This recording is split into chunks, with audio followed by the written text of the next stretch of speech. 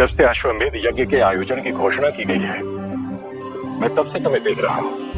वो कौन सा प्रश्न है जिसका उत्तर तुम ढूंढ रहे हो? ये अश्व जो हमारे वंश, हमारे राज्य की प्रतिष्ठा और हमारे वर्चस्व के लिए दिग्विजय यात्रा करके लौटेगा और फिर इसकी बलि चढ़ा दी जाएगी। क्या ये प्रथा उचित है गुरुदेव? प्रथाओं से बहुतों का विश्वास जुड़ा होता है राम। यदि चुनौती दोगे पुत्र तो विरोध होगा। प्रथा पे प्रश्न उसके अस्तित्व, उसकी महत्ता पर प्रश्न उठाने जैसा है। कोई तो विकल्प होगा जिससे व्यक्ति की महत्ता भी बनी रहे और उस प्रकार एक जीव की हत्या भी ना हो। अपनी क्रूरता छिपाने के लिए हमने कह दिया कि जिस अश्व की बलि दी जाती है उसे स्वर्ग प्राप्त होगा।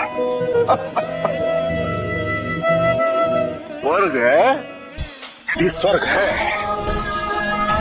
तो इसे पाना इतना सरल है तो मनुष्य जीवन भर उसके लिए प्रयत्न क्यों करता रहता है? अश्व के स्थान पर स्वयं अपनी बलि दे दे, तो मिल जाएगा स्वर्ग। हम मनुष्य भी कितने विचित्र होते हैं ना। एक मूर्ति में तो ईश्वर के सर्वव्यापी होने का प्रतीक ढूंढ लेते हैं और एक जीवित निर्दोष पशु हमें ईश्वर नहीं दिखाई देते।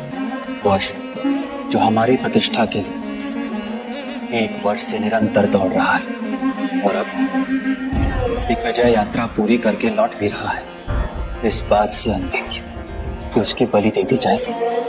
यही प्रथा है राम, यही होता आया है। क्या रक्त बहाना आवश्यक है? क्या हम उस अश्व की बलि को प्रतीकात्मक रूप नहीं दे सकते? कोई नियम, कोई प्रथा हमें क्रूर बना दे तो क्या उसे स्वीकार करना उचित होगा? राम जी गुरुदेव। जो तुम करने जा रहे हो उसे मैं अपने आदेश के रूप में भी प्रस्तुत कर सकता था, और परिवर्तन कभी आदेश से नहीं, लोगों के हृदय से होना चाहिए।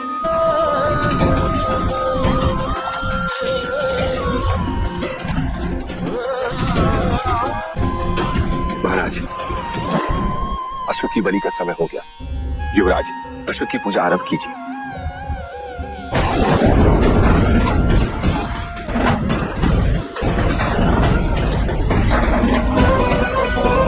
क्या है राम?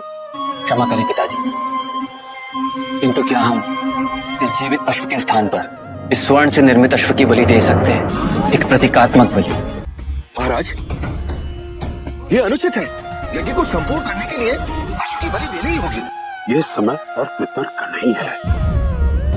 केवल इतना समझने का प्रयास करो कि अश्व की बलि युगों से चली आ रही है। क्या हमारे पूर्वज मूर्ख थे जिन्होंने इन प्रथाओं को इतनी मान्यता दी? स्मरण रहे युवराज, अगर यह प्रथा परिवर्तित हुई तो देवताओं का श्राप लगेगा। प्रथाएं लोग निर्धारित करते हैं।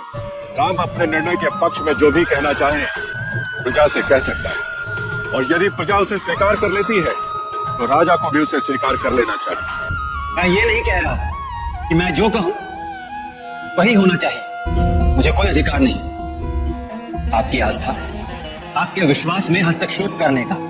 ये अश्व तो हमारे राज्य की प्रतिष्ठा के लिए पिछले 1 वर्ष से निरंतर भाग रहा है, जाने कितने कष्ट से, कितने संकटों का सामना किया, और आज हम है कि इसकी बलि देने को तत्पर है।